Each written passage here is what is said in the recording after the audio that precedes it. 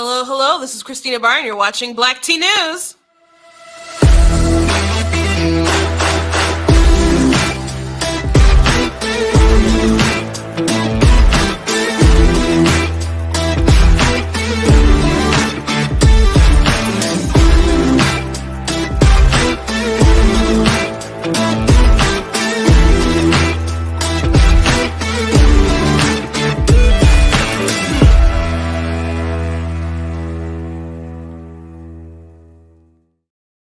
Hello, hello. Welcome to Black Tea News. I'm your host, Christina Barn. Today, we're going to be talking about quite a few things, regardless of wherever you are across the country. We're talking about some things going on in Michigan and also across the country. But believe me, this is something that everyone's going to want to hear because I'm telling you they'll try it in other states. But we'll talk about some radical ballot proposals that are going to be in Michigan. And as I said, they'll try it elsewhere. So it's going to be an important show. And I have Ryan Kelley coming on today to actually waiting in the queue. I'm going to bring him on in a hot second. I want to thank Bride of Michigan Pack, though. I'm in their studio today. If I say something today that triggers you, they don't care. I don't care. No one cares. You're going to have to get one of those nice black tea mugs and let your tears flow into there and collect them there because no one cares. They just like to uplift conservative voices. So I do appreciate them. If you like what I do here, please go to blacktnews.com, drop in your email, check out different videos and articles. If you would like to donate, you can do that at blacktnews.com/donate. Check out different merch that we have at Black Tea News, like the cool goat hoodies and the t-shirts. They're very, very comfortable. And I do have them in different colors. And we got all kinds of other goodies that you guys can check out. But I'm going to go ahead and bring in my special guest, Ryan Kelley. How are you doing today? Good, Christina. Glad to be on the show with you today. How you doing? I'm good. So you did run for governor in Michigan, and since the race, you decided to dedicate your time to trying to defeat the ballot proposals in Michigan. And I think that's really admirable. We've talked about it offline about how important I think it is. And I think everyone's concerned. I don't know if everyone's at our level of passion about it, but it's certainly important. So why don't you at least tell us about what's on the ballot first? Well, we're going to talk about the abortion one the most. So why don't you start with promote the vote and we'll go from there. Okay. Promote the vote is it's a petition that was collecting signatures to change our Constitution. Let's start off with talking about both of these proposals. They are aimed at changing the Michigan Constitution so that these become permanent law of the state. Now, we have to understand that if we have a change to the Constitution, this is not something that, oh, well, let's just get, different members of the legislature, or let's get a different governor and just go ahead and change this law. That's not how it works. Very difficult to change the Constitution. We have to understand the weight of what these two proposals really truly mean. This will change the future of Michigan for decades, potentially forever, if we allow these radical proposals to pass. That being said, if we take a look at what happened in 2020, here in the state of Michigan and many other states across the country, without diving into the fact of like, oh, was the election stolen? Was it not? Was it blah, blah, blah? Without having that discussion, I think we can all get on the same page that there's a lot of controversy surrounding the 2020 election with the I ballot. talked to Democrats who think that too. Yeah, absolutely they do. Absolutely. I've heard some quotes recently that, hey, I don't believe the election was stolen necessarily, but, I see the Mules movie or, I see some of the stuff that happened and I'm suspicious. I think that maybe there might have been a little bit of foul play. And whether you're Democrat, Republican, you want your vote to count. You want to know that the election is done properly. And the 2020 election left more than 50% of Democrats and, more than 80 to 90% of Republicans and independents thinking, geez, our elections are a mess. And the promote the vote, what it does is it's going to solidify all those things that we saw in 2020 happen into permanent law. If we look what happened at the federal level, Christina, do you remember HR 1? When they tried to federalize elections? That didn't work. Even the Democrats and the federal government rejected that.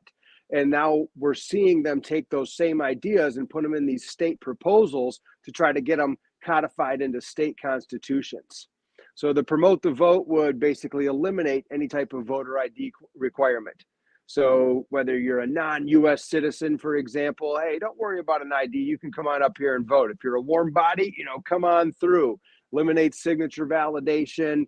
It encouraged these drop boxes, these mail-in ballots. You go on a permanent mail-in ballot list. So if everybody gets a mail-in ballot forever, well, what happens if you're deceased? We see Yeah. it now. Even our current Secretary of State is trying to fight to keep deceased people on voter rolls. Why is that a conversation?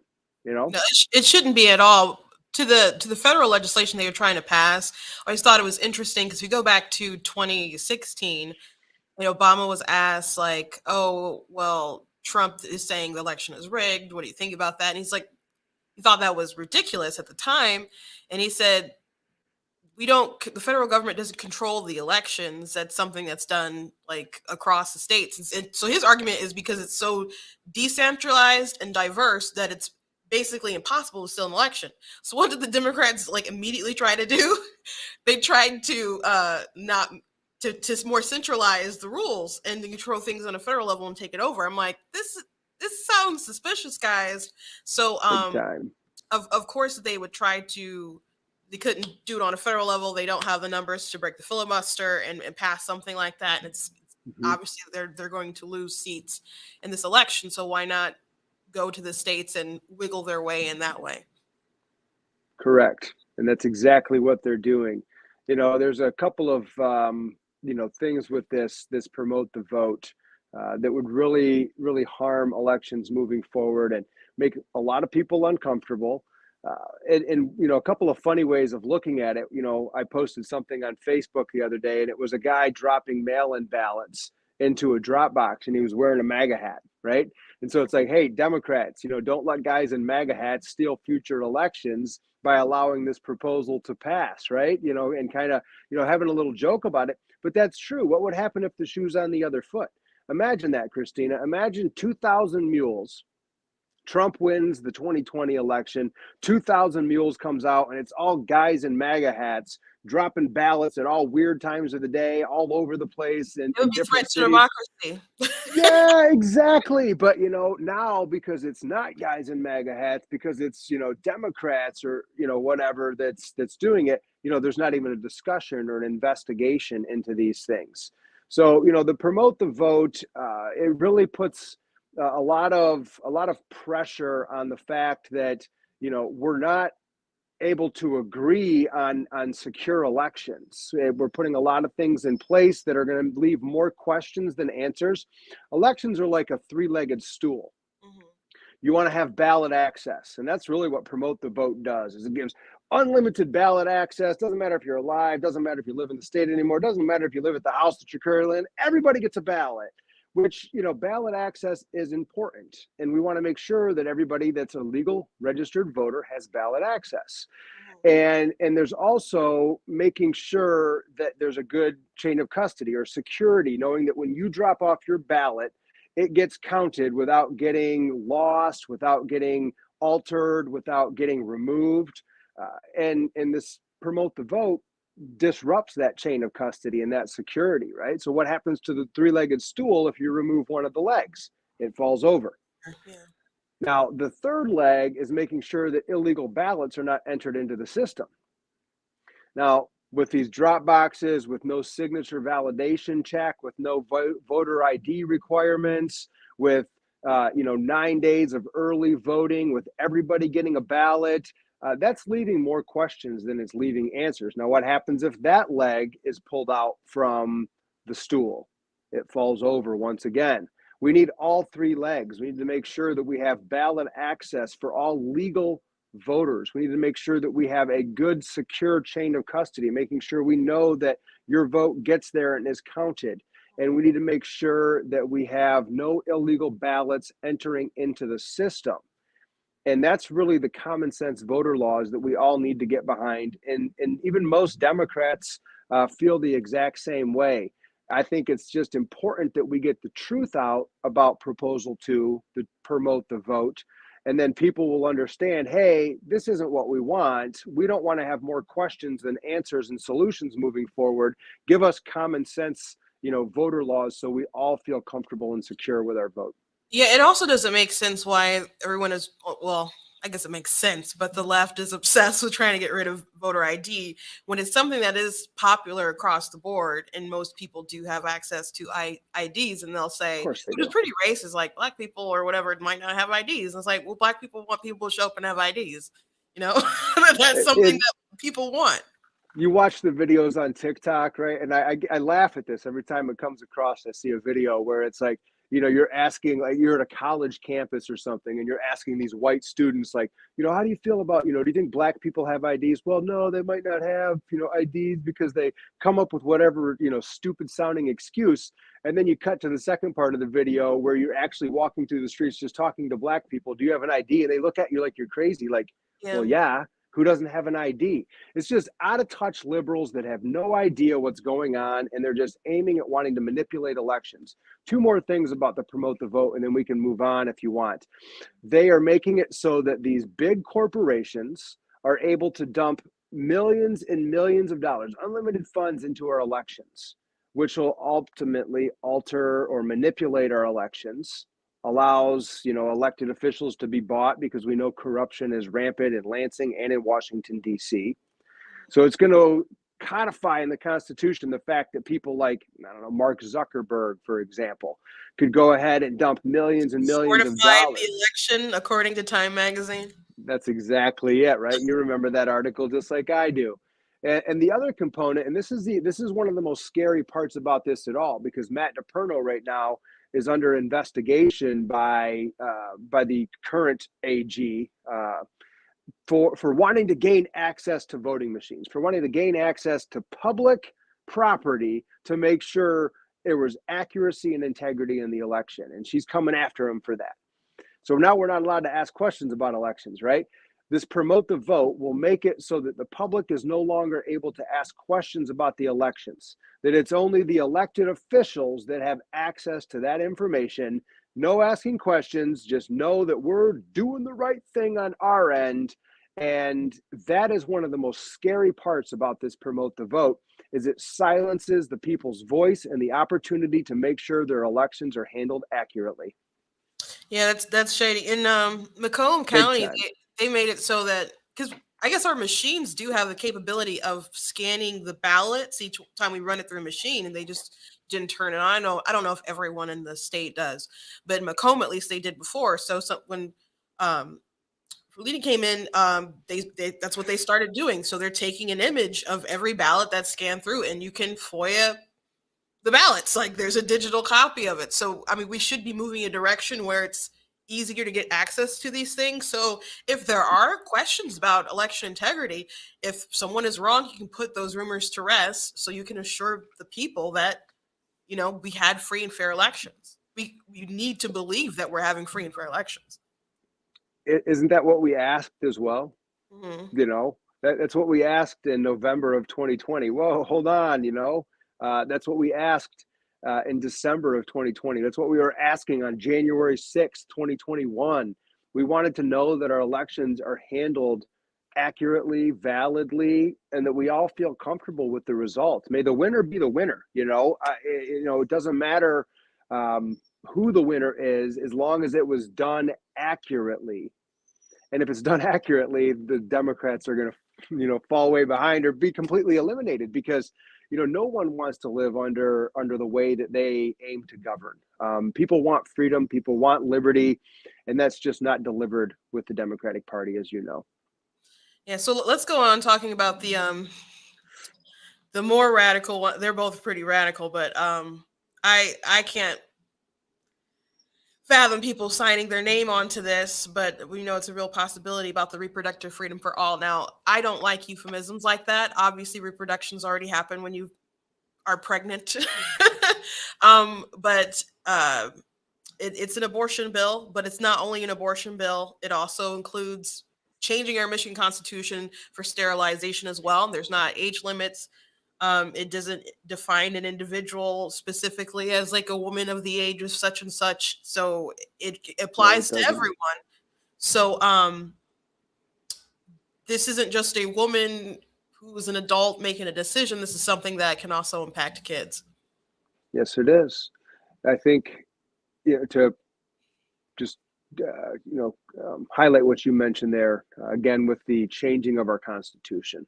We talked about that at the beginning of the live stream here, understanding the gravity of which this would impact our state, changing our Constitution. But you're right, Christina. This is so extreme, so radical. It's so broad. Basically, we can sum it up in just a couple of ways. That even pro-choice people, they're going to say no to this too if they truly understand what it means. This wipes away parental knowledge and consent of what's happening with their children. Someone, it's the word that they use in there, someone that performs one of these surgeries. It uses the word someone, and then they use the word healthcare professional as well. Now, what does that mean? So if I advise you on the type of foods that you should be eating, if I'm a dietitian, if I'm a chiropractor, if I sell multi-level marketing products that help you lose weight, am I a healthcare professional? There's really no determination of who that person is that can help perform these. So it could be maybe a diversity, equity, and inclusion counselor at one of the schools that wants to guide the kid into one of these decisions. It is so broad and wide open. The interpretations of this have no limits. And you're absolutely right. This removes parental consent. It takes parental knowledge away from what's happening to their children. And it allows for late term and partial birth abortions. It could potentially even allow for post-birth abortions. There's no cutoff on there. This is a rushed petition. This is poorly worded, as you know. Yeah, poorly worded. When they were trying to get it kicked off the ballot based off of how it was written, the words were just jumbled together, I'm like, that sounds a little excessive. And then I looked at it, I'm like, oh, this looks like it's purposely done. Maybe they don't want people reading it like thoroughly or especially like at the ballot. And because I don't know why you print something, and there had to be some kind of chain of custody, like with approvals before that actually. You would think so. You would think so. You would think something that important, like freedom. You think something that important. They look at something to note though. They do mention fetal viability in the bill, which most people think of fetal viability. They think of maybe like 24 weeks, like just a time that you could survive outside the womb, which infants can survive at like 21 weeks now, and it will get earlier as technology improves. But they define it as the point of pregnancy when the professional judgment of an attending healthcare professional, again, not a doctor, just a healthcare professional, and based on particular facts of the case, there's a significant likelihood the fetus's sustained survival outside of the uterus without an application of extraordinary medical measures. So instead of just simply being able to survive, they're like without extraordinary measures. Right. So that could go way past 24 weeks, especially depending on where you live, the sort of hospital equipment that's around you, of course, and what kind of medical conditions that the child may have. So it's way past 24 weeks if you want to push it that way, depending on who you're talking to get the abortion. And I know people don't like to think that people get late-term abortions for any reason other than medical, but the truth is that, like Washington Post and other people have written stories about it, and women who get late-term abortions get them for the same reason that women get them at 6 weeks, 10 weeks, etc. Relationship issues, because jobs, opportunities, college, they didn't have the money before, now they do. People were just kind of biding their time. It's not about medical emergencies. All of those things you just mentioned, Christina, those are all mental health reasons that would be totally legal underneath this law to post-birth or late-term abortions or partial birth abortions. That's true. Right? Because like you said, well, I got mental health issues because, my significant other and I, him and I are splitting up. And so, we don't want the baby anymore. I got mental health issues. That's all you'd have to say is I got mental health issues. And that's a term that we use a lot these days, isn't it? Right?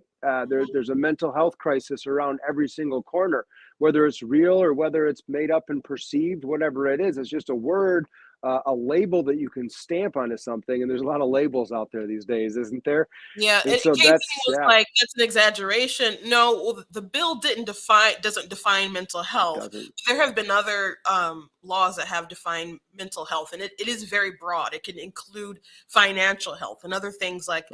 like when you're talking about the health of the mother. So if they the question is when I think with either of these bills, because people we're going to say things that people are like, that sounds really radical. The question is, why didn't these people writing to change our constitution write in thorough safeguards? Why didn't they do that? They did. Right. They wanted it to be broad like that, number one, but I do feel like it was rushed. Roe versus Wade is overturned at the Supreme Court. Now all of a sudden, it's back on the states. Michigan's got a red legislature that's not going to be helpful to an extremist like Gretchen Whitmer. And we have a Supreme Court here in the state of Michigan that leans more to the left. They say the 1931 law, unconstitutional. So now Michigan is floating in this middle where there's no law governing abortion because the Yeah, Michigan Supreme Court said, nope, that law is no good. So now we just kind of have this wild, wild west type scenario. This less than up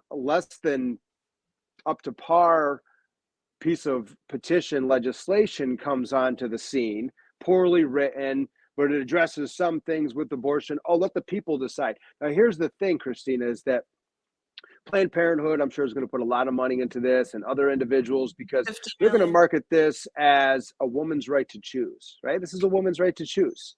And you got to go and vote to not allow, dirty Republicans to control a uterus or whatever they're going to say, right?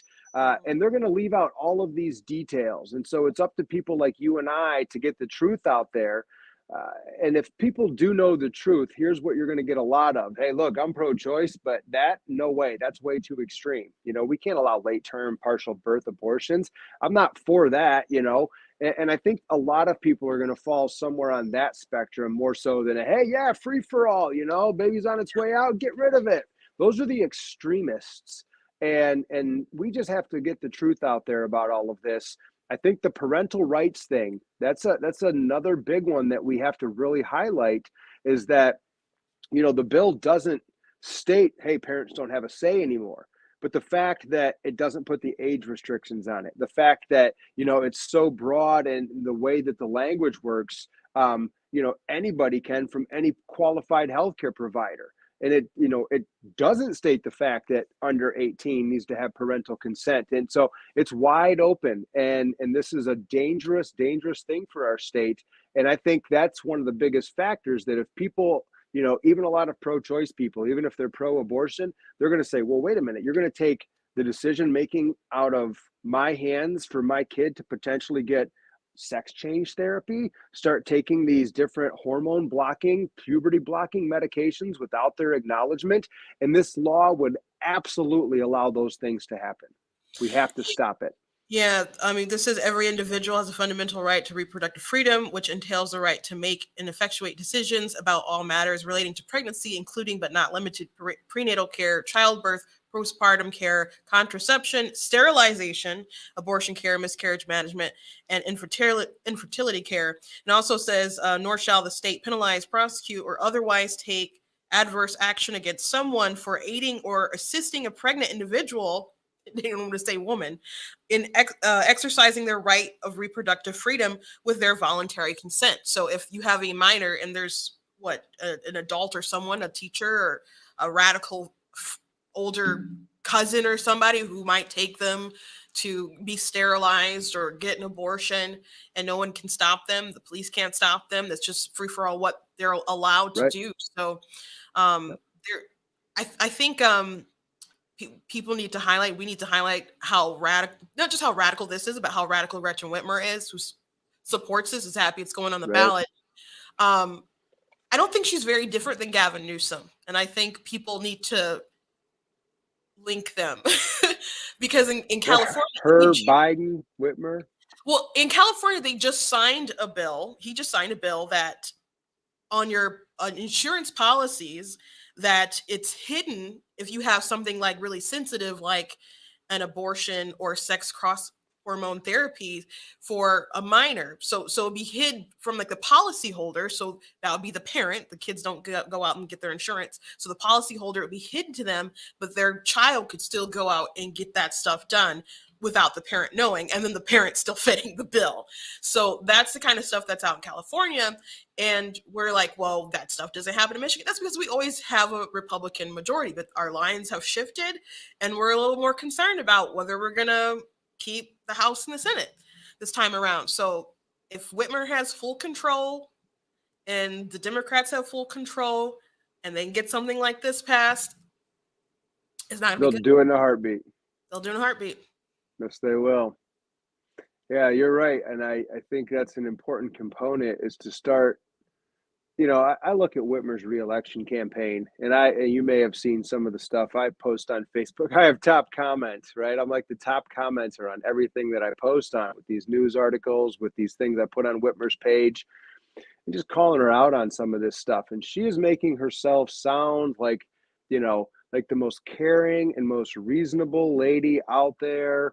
The things she's posting about, and I'm just thinking to myself, like, she's a great manipulative politician. You give her that, and she only cares about one thing, and that's being reelected. That's, she'll say whatever these next couple of months to reelect her, and then it's vaccine mandates, it's, masks on your kids, it's, back to all the crazy stuff, because supposedly, Christina, COVID's bad right now. I'm seeing these news articles, we have these variants up, we have new, jabs for, these different variants and all this stuff. Whitmer hasn't said a single thing about any of it. Yeah. Well, the numbers are similar to like last year's as far as death numbers, but of course it's with COVID and not actually from COVID, which the same thing existed before. But if you said that before, you're a conspiracy theory and you need to be silenced from social media. So it's all a different ball game now. Well, we got a big fight ahead of us, and the most important thing is us defeating these ballot proposals. And I've put together an organization. It's a ballot question committee, and the name is Unborn Equity and Voting Integrity. We have a website, which is michigansaysno.com, michigansaysno.com. People can learn a little bit more about the ballot proposals. They can contribute funds if they want to help us to be able to get, the flyers in people's hands. We're going to have some signs very soon that we're going to be able to start handing out. We have some commercials we're going to be rolling out here in the near future, we hope, and some radio ads. We're working on all these things now. We have very limited time before the election, happens, and mail-in ballots go out in just a little over a week. So, we've been getting this information out, and of course they waited to the very last minute on the ballot as well, right? So we were all kind of waiting in limbo, not really knowing what was going to happen. But, michigansaysno.com, people can learn more.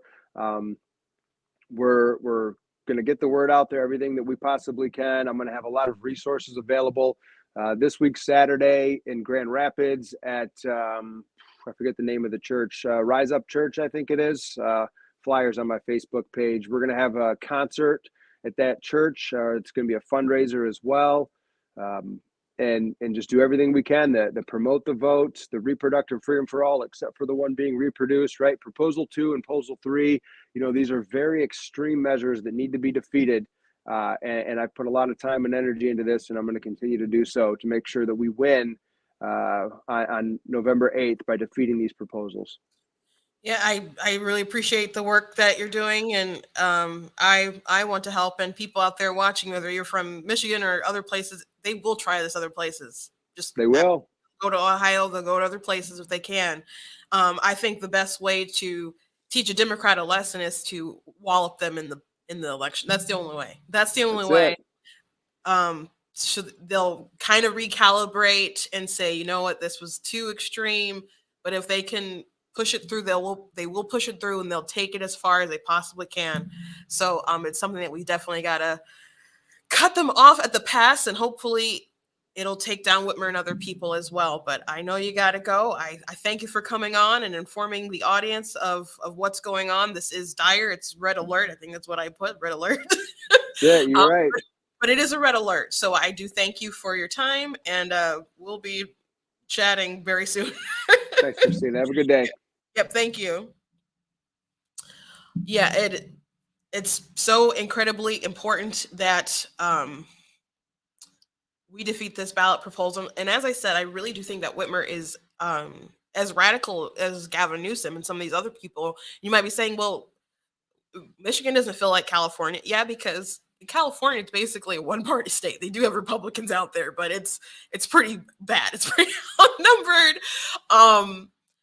And they have such radical people that they can get elected in their local legislature that just pushes through the craziest stuff. I've talked about Scott Wiener a lot on this show, and he's just a state legislature guy from in the state senate in California, but he pushes through the weirdest, grossest stuff, and Gavin Newsom signs it. I almost don't know what to do for California. You need, like, I don't know, some kind of massive revival or something. But it's terrible, but we can't allow these people to come in and do this same thing to Michigan. And then what will we all do? Just flee to Florida? I guess it sounds nice. Fleeing to the free state. But we got to take a stand somewhere. Next, I would like to talk about Dr. Phil. Lila Rose was on Dr. Phil today. I'm going to play those clips last, I think, because sometimes they're really, I know Facebook will flag you about the video. So really quickly, I want to mention, this has been in the news because we just had a 9/11 anniversary, but the government is talking about reaching a plea deal with the conspirators that are being held in Guantanamo Bay. Some of you might be like, we didn't wrap up those cases? No, we didn't. And the families have been waiting a very long time for justice, and they're talking about taking the death penalty off the table. And people have different varying opinions about the death penalty, but there are people who were, who lost family that day, who do want that on the table because they don't want there to be a future president down the line who may bargain with these people and release them for a prisoner swap or something like that, so they won't feel like they're gonna get real justice unless they're gone. And you can debate the death penalty, is it good or is it bad, etc. But the government right now is talking about taking it off the table, and I just wanted to draw attention and alert everyone of that, because it's CBS reported it, did a story about it, and they did have some of the families that were not happy. Were some that they talked about that were willing to take it off the table, and I think that's probably more like an ideological issue with the death penalty. But I definitely understand the point that they're concerned that they could be swapped out for some other really, really bad people. But if they do keep them alive, and they don't get kind of any death penalty, I think because of laws, they'll have to keep them at Guantanamo Bay unless they change them, like basically indefinitely have it open. So we'll see what happened, but I just wanted to announce that and make you guys aware. I did also have a meme of the day. It's not a meme. I've showed this before, but my sister sent this to me. George Alexopoulos is the one who made this, and he made it maybe last year, I think. But he said, I did it. I got the ball. And then he's like, oh, my team cleared the way for me. All I have to do is run to the end zone. And then he freaks out, and he's like, slow and steady wins the race. And it's a GOP player. And the reason why he posted this today is because of Lindsey Graham. And Lindsey Graham right now is proposing a bill a federal bill, which the timing is obviously not spectacular because you got all these people going to midterms. There's some very tight races in the Senate. And Lindsey Graham's just like, I think we should make a 15-week federal ban on abortion. Now I get that. I understand it. However, that's just some really bad timing. And everyone's like, hey, abortion's not in the Constitution. This should be a states' rights issue. Is that not what people have been saying the whole time now? In my opinion, I think equal protection under the law. And we need to get to the point where we're like, hey, we have a right to life and should be protected. You shouldn't be able to take someone's life without some kind of due process. So I'm very upfront and open about what my end game is. It's a total ban of abortion. I really think it should only be permissible if the mother's life is in danger. And I understand why people say that you don't need to have an abortion to preserve the life of the mother. It like really doesn't happen. I think it's fair to just concede the point, to be frank, but still defend her life or whatever. But I don't like Lindsay's bill, just period. Besides the timing being bad, astronomically bad, because people are gonna be like, oh, so you do care about federal abortions, you do think the federal government should get involved, and this isn't a states' rights issue. You just want your side to win. That's like what the narrative, I'm sure, is circulating right now. McConnell is just like, there's a lot of us who just feel like it's a states' rights issue. And some people are like, is Lindsey Graham a plant? Like, this is just a really terrible decision right now. Now, I didn't really care for his reasoning. Because it's not even really rooted in a right to life argument. Okay, so he said it should be banned past 15 weeks, except for life of the mother, rape, and incest. That's what he said. I haven't seen like it written, but I did hear him talk about it. So I think there's issues with that. Now, his reasoning about the 15 weeks is if you operate on a baby at 15 weeks, they're going to give it anesthesia. So because it has like nerves and stuff that's developed, and you don't want it to feel pain. Now, people debate when the baby can and can't feel pain, but he's like, we do obviously give them anesthesia. So there's a belief there, right? So I understand that at 15 weeks. However, if that's the argument, that it's basically too mean to do it at 15 weeks, and people say, hey, there's plenty of time to make a decision, the baby's pretty developed at the point in time, blah blah blah. I don't understand why at that point past 15 weeks that you would still include rape and incest. That's what I don't get. And at that point in time, even life of the mother, it would be better, because at that point in time, when you're getting into like the second trimester, abortion procedures are going to start taking multiple days. And if you're in a real like emergency, I don't know why you would take that time it'd just be easier to induce it. So I think it doesn't make a lot of sense, because there's like 15 weeks is enough to make a decision, which some people do mull it over and don't have the money or whatever. Again, I said earlier, there's different reasons why people have late term abortions. They're pretty much similar to when people have them, 6 weeks, 8 weeks or earlier, whatever. But if it's too mean at 15 weeks for a baby conceived consensually, why isn't it too mean for a baby at 15 weeks who wasn't conceived consensually? It doesn't make any sense. If it doesn't make any sense if that's the consideration. And it's not really a life perspective, because it's like, right, if you're protecting the unborn's right to life, he's not making the argument that life starts at 15 weeks. He's just saying that pain. So he's like, it's like not a life perspective. It's too mean at 15 weeks, but it's just doesn't seem like it's very consistent. So I once heard Ben Shapiro mention that the rape exception with like a lot of Republicans will have it. He said, but it really does undercut the right to life, because if you do believe that every human being has a right to life when their life begins, then why would you basically discriminate against another kind of person? Like Kathy Barnett, who was running against Oz in Pennsylvania, was a product of rape. And her mother, who had her when she was 12, said it wasn't a choice, it was a life. And her parents helped her get through it. And um, obviously, she's a great woman today. Um, I kind of wish that she was still, not kind of, I wish she was the nominee in Pennsylvania. It is what it is. Um, but she deserves a right to life. So if you ask for an exception, you are asking for like a blanket discrimination against these people.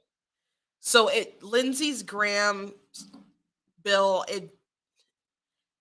it's just poorly timed. It's not well thought out in my position. And he said, well, this will put us in line with a lot of the rest of the world. He's not wrong.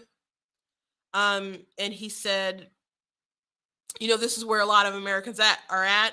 He's not wrong about that either. Majority of Americans do agree that abortion shouldn't be past 15 weeks. Now, if you look at like a regular news article, you won't really see that or people reporting on that, because most people are like, oh, they don't want to overturn Roe v. Wade. But the reality is that most people don't. A plurality of Americans, let me see if I can find the number really quick, but there was a poll that's by Harvard that said, okay, got it. 37% of Americans only want abortion exceptions for rape, incest, and when the life of the mother is in danger. So that's just period. 37%. So out of this poll, that's like the plurality, and not the majority, but the plurality. But here's where the majority kicks in. 23% don't believe abortion should be past 15 weeks. So you're over at 50% that basically agree with the Dobbs decision. 18% don't believe abortion should be allowed past 23 weeks. So that's like basically fetal viability. And only 10% believe abortion should be allowed up to 9 months. And by the way, I think that's pretty monstrous that there's that many people who say that. But that's what the numbers are. That's what the numbers are. So I don't get Graham. Someone said, is he a Democrat plant? Who knows? The best thing Lindsey Graham did was walk and move his tie, and then people put music behind him. Well, nah, that was after the Kavanaugh thing. Him going off on the Kavanaugh thing, that was great. That was great. But like on average, Lindsey Graham, come on, bro. Like it's just a bad move. And right before midterms, like why not? If you're going to pitch it, like why not at an more opportune moment when you have like the majority? I mean, unless you think that's going to get you to the polls and make the difference, but it's a big gamble, and it's I don't know. I don't think it's where a lot of people feel that should be the place anyway, because if you are going to argue that you can make federal rules on and make a 15-week ban, then how come the Democrats can't say, well, Lindsey Graham thinks we should federally be able to make rules on abortion, so let's make a one up to 24-week, well, to fetal like the ballot thing is going on the ballot in Michigan to say, hey, we'll say fetal viability, but we'll just make it super broad and have all these exceptions for health and kind of stuff that they tried to pass before. So it's a bad move, and I don't get it. Really poorly timed. Okay, let's talk about Lila Rose on Dr. Phil, because I'm going to play two different clips, and I think they're pretty interesting. One is an argument that Dr. Phil had with Lila Rose about the point of where life begins, and another one is with Lila Rose going back and forth with an audience member. And I thought the progression of the audience member was pretty interesting, because at first she's like she's very passionate. She's yelling at Lila Rose, who's with Live Action. I believe she like founded Live Action.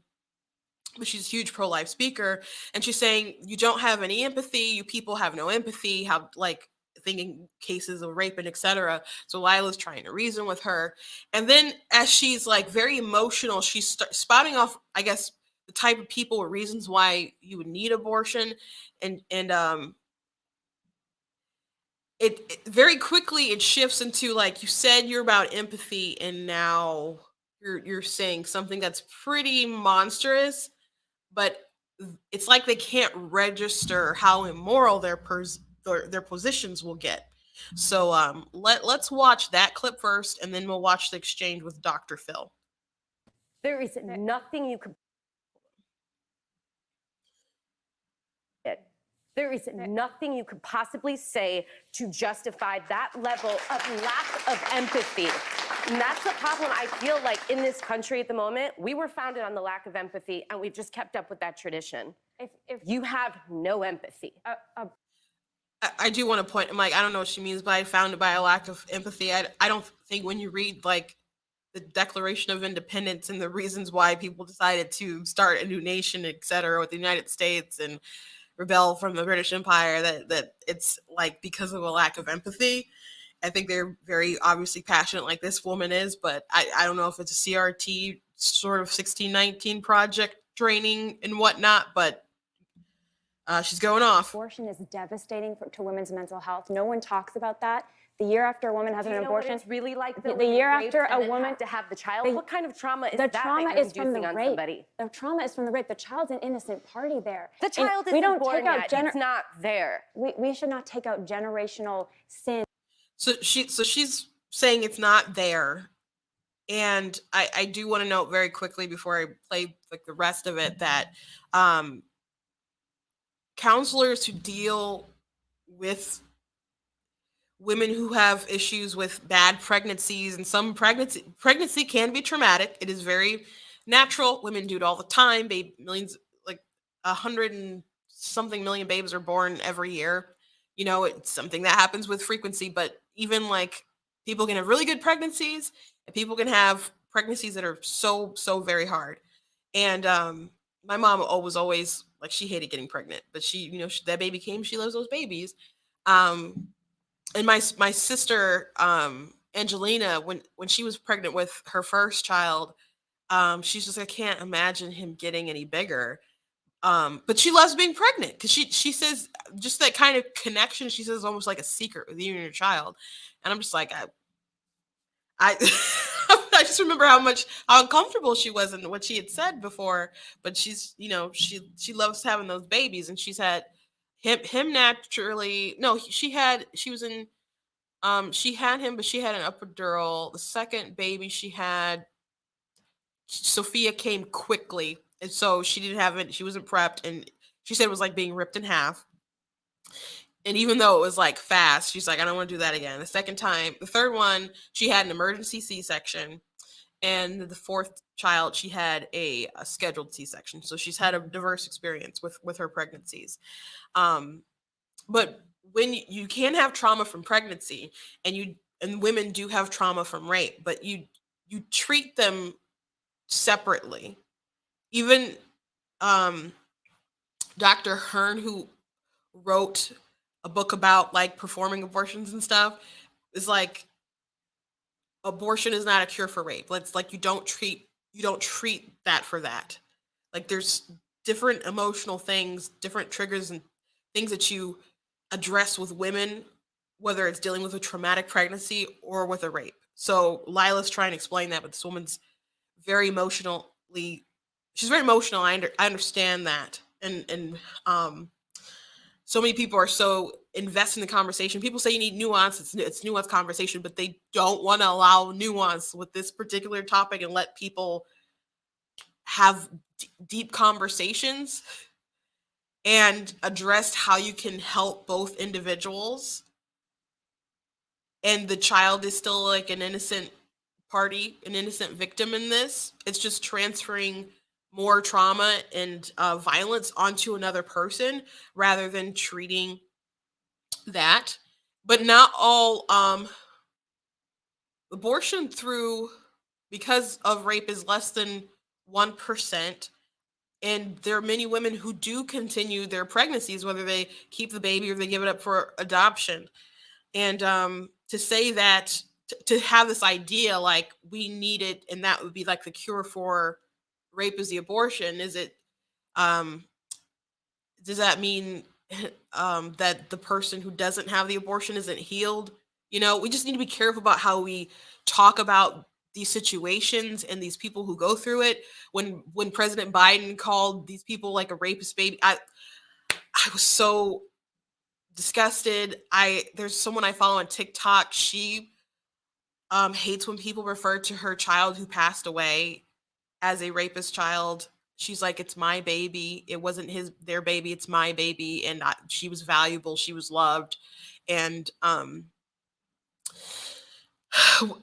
they're still human beings. There's two human beings here, and the Equal Rights Institute, they said something that was, pretty profound. It's pretty simple though. If you're going to resort to violence, you got to make sure that that is the absolute best option here. So the audience member doesn't want to hear that, but I just wanted to throw that out there. On a child to say there's generational sin and that dad was an But here's abuser, so thing, the we're not child even should be talking about killed. sin at this That's rate. not We're fair to the talking child. about rights. And he just Yes. said we've been taken, a right has been taken away from us. And what is next? I want to address that because our fundamental human right that we all share in this room is life. It's the first human right. Laws are meant to protect the weak. In a society, who's the weakest? Who's the weakest in the society? A child. The They don't have a voice. They can't speak. A child in the room, or a poor child would be the keep weakest. them that way by And a making child them with have to raise disability. these Listen, kids. whether you live 10 minutes or 10 years or 100 years, you're a human life and you have the right to not be killed. And that's what the pro-life fight is all about. That's what we're fighting for, a culture of life where we provide real health care. You know, abortion is the intentional destruction of an innocent human life. Okay, so what I thought was the most profound thing about it was her progression here about you guys don't have empathy, and then all of a sudden she's like, Lila Rose is like, well, we have rights and we are supposed to protect the most vulnerable, and everybody like instinctively knows that, because the same people will be like, no, we need abortion, will be like, and there's no parental obligation to the mother to carry the baby. These would be the same people who are like, yeah, we need universal health care. I don't care if you like your private healthcare insurance, you got to pay into the system so everybody, benefit everybody. And you're like, I don't want to do that. And they're like, that's too bad. How dare you be selfish? So everyone has like this instinctive belief that we are obligated to help each other, so I think obviously people know that it is obviously the right thing to do for a woman to carry her child, but she didn't believe that Lila Rose had empathy, and all of a sudden it shifted through that conversation to the poor are the most vulnerable. She said it was a child. She said the poor are the most vulnerable. And then she's like, and then she goes on to say that they're going to continue to be poor if they can't get abortions. And I don't think people realize how absolutely monstrous that sounds. Now, it's just a fact that, it's more difficult if you are in poverty and you have kids, but a bunch of kids, and you got kids out of wedlock and stuff, that you're just going to have a harder time at it in life. It's just the truth. That doesn't mean that people who are in poverty deserve to die. Like when you talk about the right to life, that's the right to not be killed. Like, we don't have the right to live forever. But people think that healthcare is a right. We don't have a right to actually live forever. No one can guarantee that. And healthcare, that's something that's more of a privilege. It's not obviously a God-given right. But we do have a right to life. A right to not be killed. If someone violently killed you, we have so much respect for your life. Even though you're gone, we're going to try to seek justice for you. That's how important you are. We obviously don't do that for children who are slain in abortion. But they are the most vulnerable. But she said the poor. When someone gives you a scenario about whether an abortion is justifiable, I want you to think about like a demon crossroads. Like, have you ever watched the show Supernatural? or something, which they get that lore from everywhere, but it was pretty notorious on Supernatural. You go to a crossroads, you make a deal with a demon or something, and you're like, he pops up and he says, hey, you know, I can stop you from being poor. All it's going to cost you is your child. Now, if your child is outside of your womb, you're probably like, whoa, that's crazy. Now, I don't doubt there's some people out there who would do it. Don't get me wrong. There's probably an alarming amount of people who might do it. But I think we all can, even if someone said that they would, I think most people would agree that that's pretty immoral. So why is it that people are willing to do that with children in the womb? So just for a moment, the way that they can see it different is for some reason, even though they know the same child in their womb who will look like a goo goo gaga baby when they're out of the womb is the same person when it's like the size of a bean, they'll tell themselves that it's different to do these mental gymnastics to justify the abortion. But you're still making the deal with the crossroads demon. So even if you are poor and you live a life of poverty, and people who watch me regularly know that I did not have an easy financial time growing up, so these like eugenics financial discussions kind of weird me out. I'm like, I didn't deserve to die. Because, and even if you do live a life that's below the poverty line, does that mean that your life wasn't worth living? I don't think people would say that to your face, at least. So it just sounds like a really bad reason to kill people. So Lila Rose, she's so polished with her answers and still had that same tone, as she was trying to get her point across. But I think I don't think somebody should have went off on her, but somebody should have been like, you just said that it's okay to kill kids for money? I thought you said empathy, and sort of shut her down that way and let people confront them with their own immorality.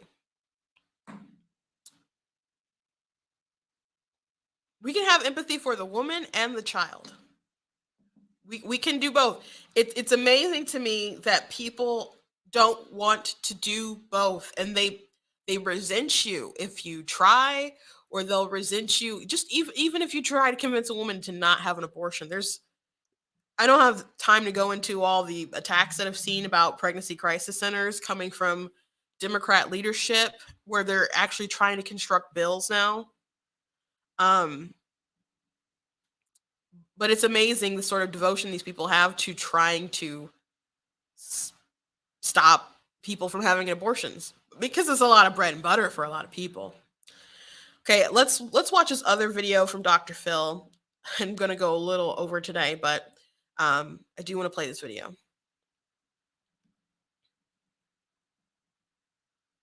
Okay. Here we go. The predicate of your positions that life begins at fertilization, that science is very clear about that. And you have to know science there's no consensus among the scientific community. There is, Dr. Phil. 96% of scientists say that life begins at fertilization. If you're an in vitro specialist, you're looking to create a single cell embryo, and then you know you have a new human life. So it is a scientific fact. Well, actually, it's not. Well, when do you say human life begins then?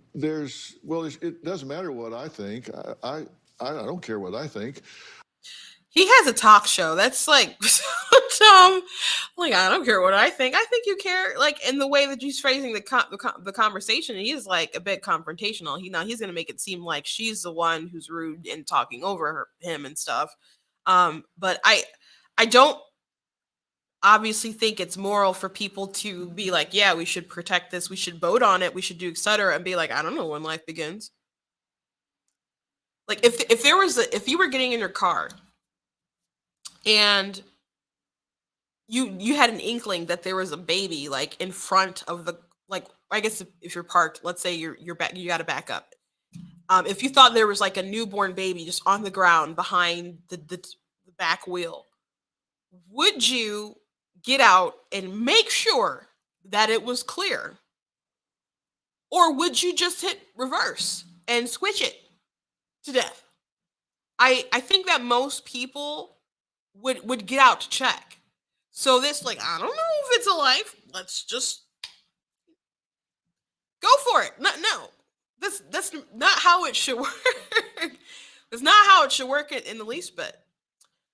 So I think it's important for Dr. Phil to know, to have a TV show, to host these people, to have these conversations. And he's like, what does it matter what I think? I think it matters quite a bit, because he has a particular narrative that he's, people can have both sides of the aisle come in and try to do their viewpoint, but people do have a particular sort of intention when they have these shows. So I think that's a cop out. But he is wrong with what he's saying. She's correct, but let's go on. What I'm saying is the scientific community does not have a consensus about when life begins. It's simply inaccurate. It's simply inaccurate. That's not true. You can go to the body. A single cell embryo is a unique new human life. You can go to the body of scientific literature and you can find neuroscientists who say that it begins when there is a detectable brainwave. But Dr. Phil, in an abortion, if it's not a human life, why do you have to kill it? I haven't spoken over you, and you keep speaking over me, and I assume that's because you don't want me to finish my thought, which is, if anyone here wants to fact check me instead of speak over me, you can go to the scientific literature and query what the definition is of the beginning of life, and you will find that there are different definitions, and it's up to you. Now that's garbage. Now him saying I haven't, you're speaking over me, etc., blah blah blah, because you don't want. He's assuming, or I don't even think he's assuming that. I think he's just saying that to push a narrative that she's just so dead set on her narrative that she doesn't want the facts to get out. But she's correcting him because she's fact checking. He's like, well, you can fact check me offline. It's like, no, maybe someone should. But by the way, I hate that when you're on like watching something, you're like, say this, and no one says it. So she's trying to fact check him. And he's like, do that on your own and fact check. Like, no, so you have a national TV platform. She's telling you the science of like when an egg is fertilized, that it is a unique human individual. That is the science. Whether you're debating like the meaning of life, when you should recognize human rights or personhood or anything like that, those are all debatable things. There's not a consensus on that, granted. But life beginning, at least cellular life, starting at that point of a unique human individual, that's totally settled. It meets the characteristics of life, and it is what it is. Now, he is correct that there are people who push back on the 96% survey. That is like a real thing where someone was talked to. It was a survey of 5,577 biologists. 96 agreed that life begins at fertilization. And Steve Jacobs collected this data while working on his dissertation, Balancing Abortion Rights and Fetal Rights, a Mixed Methods Mediation of the U.S. abortion debate. And I'm like reading from my notes from my book. So I did include that. And I did also include people who pushed back on it, because there was people who didn't sign on to his like main point of his whole paper, because I don't know, they disagreed what in general, I guess, but they did say that life begins at fertilization. 96% is pretty high. And it's not like he just found conservative biologists. You're not going to be able to find probably a lot of those guys. A lot of them were Democrats. And it's important that people at least know that sort of science, because a lot of people say that they need informed consent in order to make this determination. And they're trusting biologists to be objective parties in this. Now, some biologists are like, I don't want to be the objective person in this. I think the woman should decide, or it's a question for theologians and philosophers. And so they want to pass the ball to somebody else, but it is a fact that human cellular individual life starts at conception. That's just the fact. So it seemed like he's trying to go into more, I don't know, maybe a more philosophical direction, but he is correct that there are different points where people suggest. And I do also include this in my book, but there was an article from The Conversation that detailed 5 different points from Scott Gilbert that he wrote in something else. He's a biologist. 5 different points of where you can possibly say that life begins. So he meant the first stage is fertilization. But biologist Sakar, who wrote the article in The Conversation, he tried to mock that point and said, if genetic material alone makes potential human being, then when we shed skin cells, as we do all the time, we're severing potential human beings. Now, I think people who are like newbies in the pro-life movement debate can probably go, that's pretty stupid, because you scratch some dandruff or something and you shed a skin cell, it's not going to become a little Timmy and a Johnny. So smart people can say some really dumb things when they have really, really strong biases. So of course, like, a skin cell isn't it's a potential human, like a separate human. No, my mother's skin cells didn't fall off and become me. That's not what happened. So no, still fertilization. So the second plausible stage that Scott Gilbert said was gastrulation, which happens about 2 weeks after fertilization. At that point, the embryo loses its ability to form identical twins or triplets. I don't think that's a good argument either, because what is that argument like? Oh, that's the point of life, because we know there's only going to be one person instead of 3 that we kill. And I'm like, it doesn't make any sense either. That doesn't make any sense either. Like, you may not know if it's 3 babies or 9 or something, but you know that there's life there. Whether it's individuals or lots of individuals. So that doesn't make sense either. And in the abortion debate, it really doesn't make much sense anyway, because you won't know that you're pregnant that early, generally. So the third possible stage is 24 to 27 weeks of pregnancy, when characteristic human specific brain wave pattern emerges in the fetus's brain. Disappearance of the pattern is part of the legal standard for human death. The symmetry, perhaps its appearance, could be taken to mark the beginning of human life. 24 weeks. Do you know how developed a baby is at 24 weeks?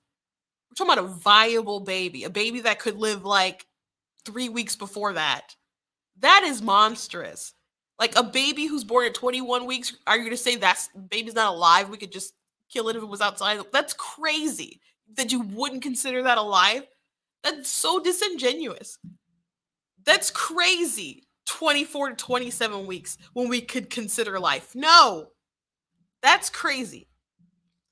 And also, if someone was brain dead and they didn't have that brain activity, we probably still wouldn't pull the plug if we knew for a fact that they were going to wake up and be as good as new in 9 months. Like, we try to petition the government and people to keep them alive and pay for it and all this kind of stuff. Like, if you knew they're going to be brand new, good as new in 9 months' time, it's not the same as you're at the end of your life and there's no coming back, versus you're at the beginning of your life. You're just waiting to basically boot up the system. The fourth possible stage is viability. The fetus typically becomes viable outside of the uterus. I think viability is one of the dumbest standards. I'm not gonna go. If I go into my rant about viability, it's gonna be too long of a video. I did write articles about it on Black Tea News. I've talked about it before, but I think viability is really, really dumb. I mean, I guess for reasons similar to why I said the other stages was pretty bad. and the final possibility is birth itself. And if we're saying that you're not alive until you're born, what the difference is? What, a couple inches of skin? That doesn't make any sense. And that would be monstrous. You're saying that abortions up to 9 months would be like justified. That's crazy. So Dr. Phil isn't wrong that there are people who suggest other points of life, but the reason why the pro-life movement really jumps onto fertilization is because it's the most consistent standard to protect human rights when you actually begin as a human individual, and it is you, that is your origin. If you pick up an embryology or biology textbook, it's going to say fertilization. I have a few quotes in my book as well. I'm sure you guys really like it when I'm ready to pop it out. But if you Google it, if you look up stuff, you'll easily find that point, that beginning is at fertilization. And maybe the egg will never implant and stuff, but it's still fertilization. At that point, it just is. It meets the criteria of life. It's cellular life. It's human. It's not the mother, it's a separate entity. It's attached, obviously needs the mother to survive for a little while, but it is its own entity. So Dr. Phil, I didn't appreciate the dishonesty. Someone said Dr. Phil's a leftist tool. Yeah, I guess so. The tact, I haven't seen, I just saw clips that Lila Rose posted, a couple of different ones. I watched about 5 of them. So I don't know how stacked it was when Matt Walsh was on Dr. Phil talking about transgender issues. The stage was pretty stacked against him, but he triggered them to the point where they like removed the show from online, took it down, and some of the people who were on the show, the trans activists, were saying they were triggered and needed, I don't know, therapy or something like that. When Matt Walsh was basically just asked simple questions like, what is a woman? But it stirred so much controversy. He did a great job on that show. And Lila does a great job with her points and everything. But she could have spiced it up a little bit. But I know that's not her thing, though. I know that's not her thing. She can go off a little spicy on Twitter, though. I've seen some of her tweets. Anyway, that's all I have for you guys today. I hope you guys enjoyed the show. Please go to blacktnews.com, check out different content that I have on my website. Make sure that you are dropping your name, your email and stuff on the mailing list, especially so you can know when I'm about to drop my book. Make sure you follow me across all my different social media platforms. All my handles are at Black Tea News, black like the color, tea like the drink. If you're watching on Facebook or YouTube, all the links should really be in the description. Make sure you guys check out different merchandise like Roe and Casey aborted and Life Wins. We got the pro-choice men are sus. Got that one as well. All kinds of different ones. Black tea mug. Where's my pumpkin spice? It's pumpkin spice season, so get the pumpkin spice mug. I did draw the little chibi Trump myself, so go ahead and pick that stuff up. Also, if you like what I do here at blacktnews.com, please make sure that you consider leaving a donation at blacktnews.com/donate. That does help. It costs to stream, it costs to run my website, it costs to get to point A to point B. The software that I use, there's costs associated with it all. So I know Biden inflation has hit a lot of people hard, but if you want to support, I do ask that you support if you can support. And if you can't contribute that way, thank you guys for liking, for commenting, for subscribing, for following the pages, and for telling other people to tune in and watch Black Tea News. And I thank you for your share. And I thank you for your time being part of the conversation. God bless you guys, and I will see you tomorrow.